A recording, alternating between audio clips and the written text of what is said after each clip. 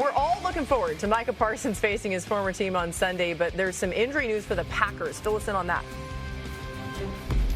We'll start with Zach Tom there, right tackle, who got paid this summer $88 million. Their best offensive lineman. Looks like he will not play this week due to the oblique injury that he aggravated last week at Cleveland against the Browns. Keep in mind that the Packers have a bye after this game against the Cowboys. So if they rest Tom on Sunday night, he have 2 weeks to get rested before they could reassess. As for the Cowboys, nickelback, cornerback, defensive back DeRon Bland, he's not played due to a foot injury, but he returned to practice today after missing the last 2 games, and he now is on track to play Sunday night against the Green Bay Packers in a game in which the Cowboys obviously will need all the defensive help that they can get. Looks like they'll get a little bit of help there from DeRon Bland. That should be a little bit of a boost to Dallas's defense. Yeah, all hands on deck, certainly, as Micah Parsons is playing his former team this week.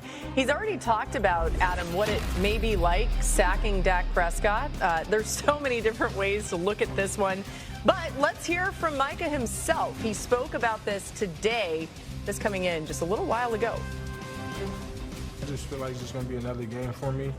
Obviously got a lot of ties there, but, I think the atmosphere is going to be great. I kind of know what a Packer-Green Bay game looks like, and I know the fan base is going to be pretty rowdy. Once the game starts, who's going to be worried about any trade? Like, it's just me against them 5 men in front of me, you know what I mean? And then we got one common goal, and that's to win the football game. The fans, the media is going to get off on the pre-draft, the hype, and all that, but once the game's, ain't no one talking about the trade. We're talking about winning a football game. I mean, that's like a very reasonable way to talk about it. You got to believe there's something extra on both sides, right? Dan, do the Cowboys have a chance against their former star pass rusher? No, I think this is going to get ugly as a football game. This Packers pass rush is everything that we thought the Giants was going to be this offseason, guys. Yeah. You're dead if you get into passing situations, and it's not only because of Micah. Like, it's almost super team. Remember, the Warriors or the Celtics from a couple years ago? What they've done is they've weaponized Micah and Rashawn Gary and Van Ness. He's off the ball here. So naturally you're paying attention to him, right? 5 guys across the line of scrimmage. They're just trying to create those one-on-ones. Like, everybody gets a one-on-one. They only need one guy to win. That's Rashawn Gary. And then you trigger your backer, like Cooper. So now I have, once again, 5 one-on-ones. Micah win, Rashawn Gary win, Lucas Van Ness win. One of those 3 guys will, on almost every pass, obvious situation play, get a pass rush. This time, all 5 of them, right? So as a quarterback on his line, my gosh, here comes man coverage again. 5 guys across. Nope. They'll double drop out, spin coverage, and instead of playing man with a 5-man rush, they're just playing cover 2 with the 4-man rush. And you're just, as a quarterback, sped up. Micah Parsons leads the NFL in pressures with 14. Rashawn Gary's second with 9. Lucas Van Ness is at 7. And then Rashawn Gary leads the NFL with sacks with 4.5. This defensive line is the most difficult defensive line to play against in passing situations. Yeah, the defensive coordinator, Jeff Hafley, probably felt like he was playing with like a muzzle last year. Now he just feels completely unleashed, right? The guy has all the pieces in place to run the scheme that he wants to do.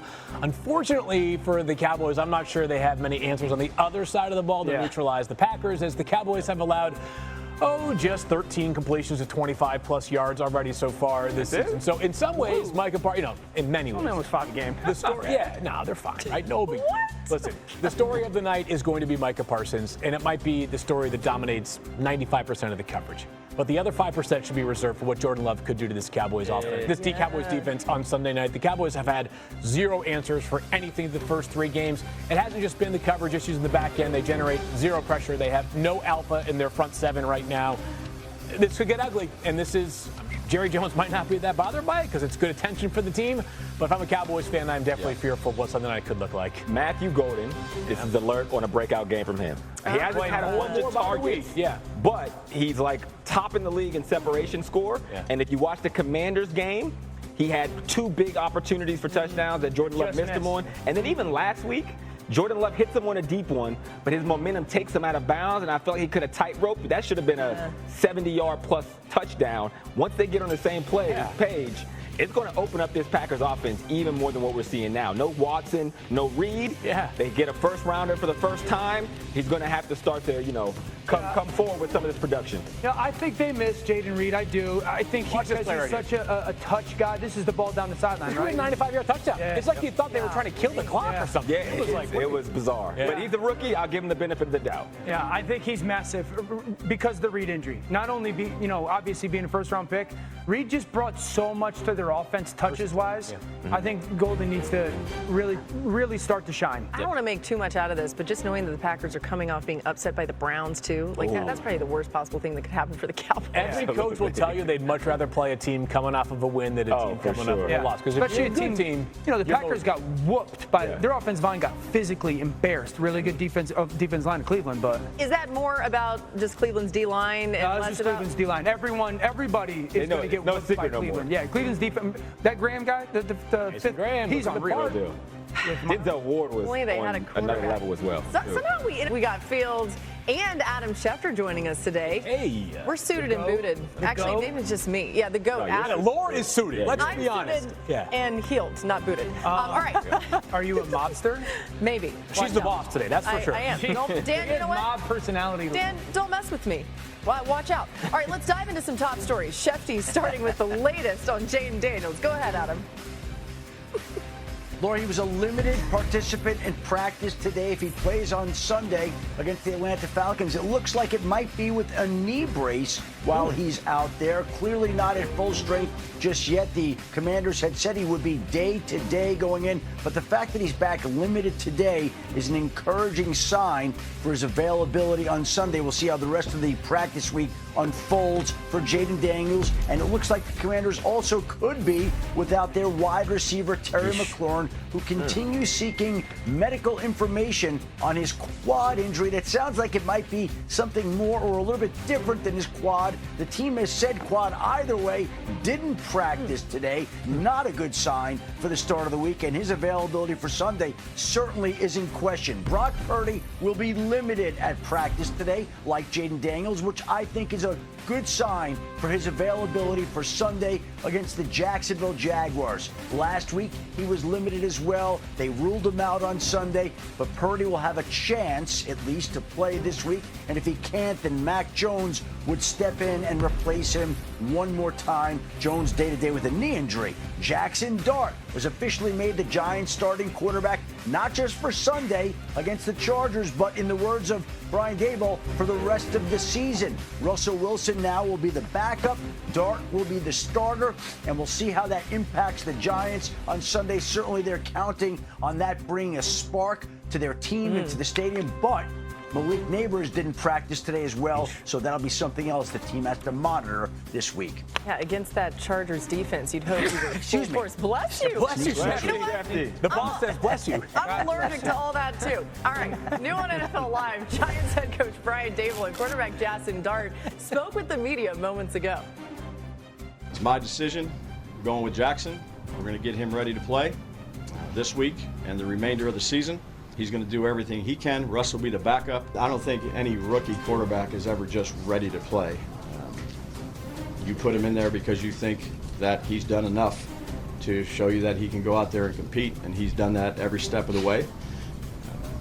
And that's why I made the decision. I want to do my best to be a spark. I want to create excitement on the field. I want to be explosive when opportunities are there, and try to just bring a little bit of swagger. Okay. We'll do that. Hey, he's answering all the right questions the right way. Our Giants reporter, Jordan Renan, joins us now. Jordan, you were at Giants practice today. You hear Jackson Dart talking about the spark. What were the vibes with his first practice as QB1? Laura, let me take you behind the scenes at Giants practice, where Coach Brian Daboll, instead of moving station to station and unit to unit like he usually does, was standing right behind quarterback Jackson Dart the entire time we were out there.